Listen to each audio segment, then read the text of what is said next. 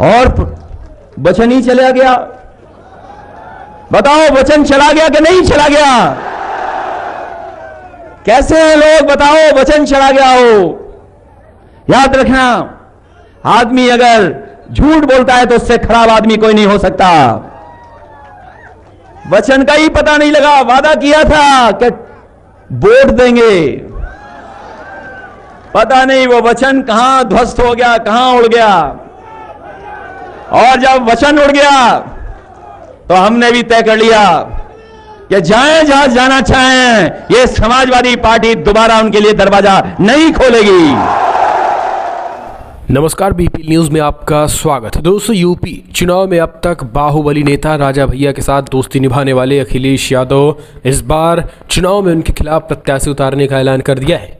पिछले 15 सालों में समाजवादी पार्टी कुंडा और बाबागंज सीट पर प्रत्याशी नहीं उतारती थी, लेकिन इस बार इन दोनों सीटों पर वो अपने उम्मीदवार उतारने जा रही है। जनसत्ता दल के प्रमुख राजा भैया कभी सपा सरकार में मंत्री हुआ करते थे। कुंडा सीट से रघुराज प्रताप सिंह उर्फ राजा भैया 7 बार विधायक रह चुके हैं, जिनमें समाजवादी पार्टी के समर्थन उनके लिए महत्वपूर्ण रहा है। कई बार राजा भैया को मुसीबत से निकालने का श्रेय सपा संरक्षक मुलायम सिंह यादव को जाता है, लेकिन सपा बसपा गठबंधन ने उन्हें मुलायम परिवार से दूर कर दिया। दोस्तों, राज्यसभा चुनाव के लिए वोटिंग के दौरान अखिलेश के कहने के बाद भी राजा भैया ने बसपा छोड़ भाजपा को वोट दे दिया था। बस फिर क्या, अखिलेश कुंडा विधायक से खपा हो गए थे और समाजवादी पार्टी के दरवाजे राजा भैया के लिए हमेशा के लिए बंद कर दिए। एक बार फिर जब 2022 विधानसभा चुनाव नज़दीक हैं तो अटकलें लगाई जा रही थी कि सपा राजा भैया को सपोर्ट कर सकती है। शायद राजा भैया को भी ये उम्मीद थी, लेकिन सपा ने साफ कर दिया कि वो राजा भैया के खिलाफ उम्मीदवार उतारेगी। जी हाँ, कुंडा और बाबागंज सीट पर राजा भैया का हमेशा से दबदबा रहा है। सपा पिछले 3 चुनाव में इन सीटों पर राजा भैया के साथ भी थी। कुंडा से जहां राजा भैया खुद लड़ते हैं, वहीं बाबागंज सीट पर सपा ने विनोद सरोज को समर्थन दे दिया था। लेकिन राज्यसभा चुनाव में हार के बाद अखिलेश ने इन दोनों ही सीटों पर काफ़ी पहले से ही नजरें गड़ा रखी हैं। दोनों ही सीटों पर समाजवादी पार्टी काफ़ी पहले से बूथ स्तर पर काम कर रही है। हर बार इन सीटों पर बसपा से राजा भैया को चुनौती मिलती रही थी, लेकिन इस बार सपा के मैदान में उतरने से राजा भैया के लिए इन दोनों ही सीटें पर जीतना मुश्किल हो सकता है, यानी मुश्किलें बढ़ाने वाला है। हालांकि ये तो वक्त बताएगा, लेकिन आपको बता दें समाजवादी पार्टी ने इस चीज़ को लेकर ऐलान कर दिया है। हालांकि अखिलेश यादव 2019 के लोकसभा चुनाव में राजा भैया को लेकर क्या कुछ कहा था। आपको ठोकीदार भी हटाना है, और सुना है कोई एक धमकीदार भी है यहां कहीं। अरे जब चौकीदार का पता नहीं, ठोकीदार का पता नहीं, तो धमकीदार कहां पता रहेंगे। और धमकीदार भी कमाल के हैं। हमारे कोई क्षत्रिय भाई यहां बैठे हों, सीएन सिंह जी जानते होंगे, और भी क्षत्रिय भाई बैठे हैं। हमारे क्षत्रिय भाइयों के लिए एक कहावत है बहुत पुरानी, हमारे पत्रकार साथियों में भी होंगे क्षत्रिय भाई।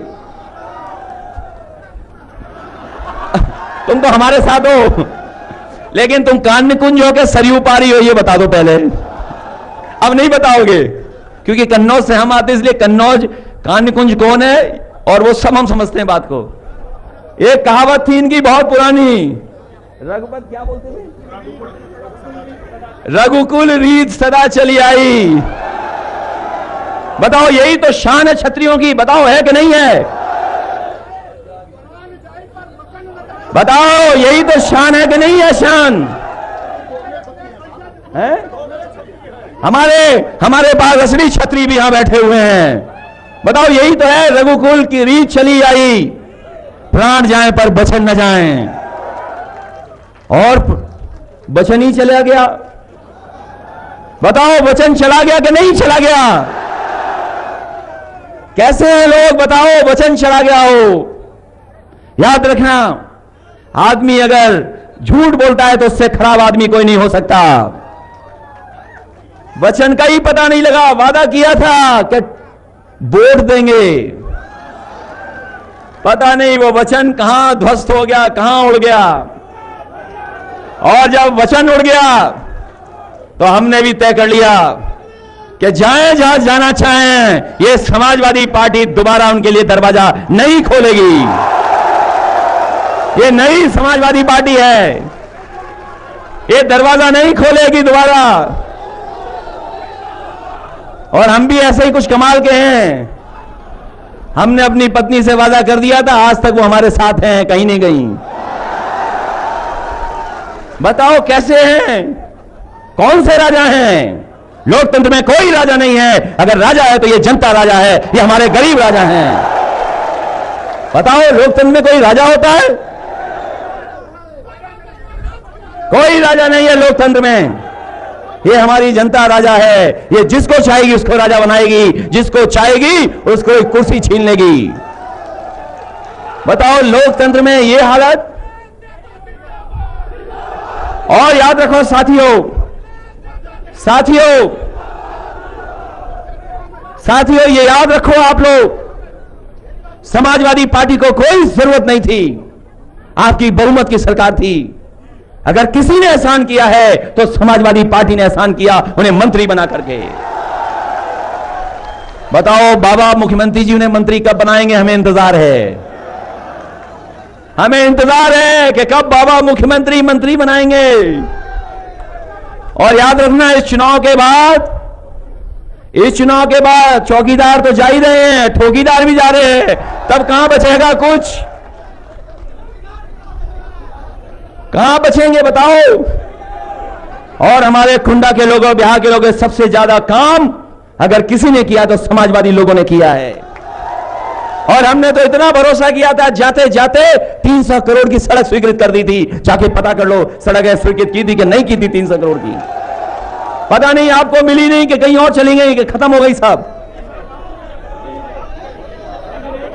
300 करोड़ दिया था। और हम आए थे उनके यहां, वो अपने गुरु हैं बाबा जी कृपालू महाराज जी के यहां। ये प्रेस के लोग जानते होंगे।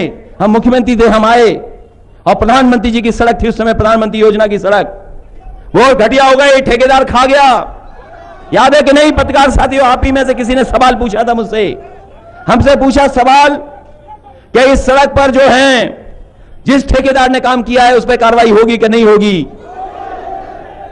लेकिन उस समय सरकार आपकी थी, जी हजूरी कर ली, कार्रवाई नहीं हो पाई। लेकिन हमने वहां पर दूसरी सड़क दी। बताओ कैसी सड़क बनी है दूसरी वाली? वो कृपालू महाराज जी के घर तक जाने वाली, आश्रम जाने वाली सड़क, जो मुख्य सड़क से जुड़ती है। तो जो विकास कार्य दिए हम लोगों ने, समाजवादियों ने दे करके दिखाए हैं। अरे ये बात जान गए तो हटाते क्यों नहीं हो चौकीदार को? भाई अगर ये बात जान गए हो, ये बात जान गए तो हटाओ फिर। और नौजवान साथियों, हम आपसे कहना चाहते हैं, ये साजिश कर रहे हैं लोग, ये बीजेपी और उनके लोग साजिश कर रहे हैं, ये षड्यंत्र कर रहे हैं, ये छल कपट करके हमें और आपको समाज में सबसे पीछे धकेलना चाहते हैं।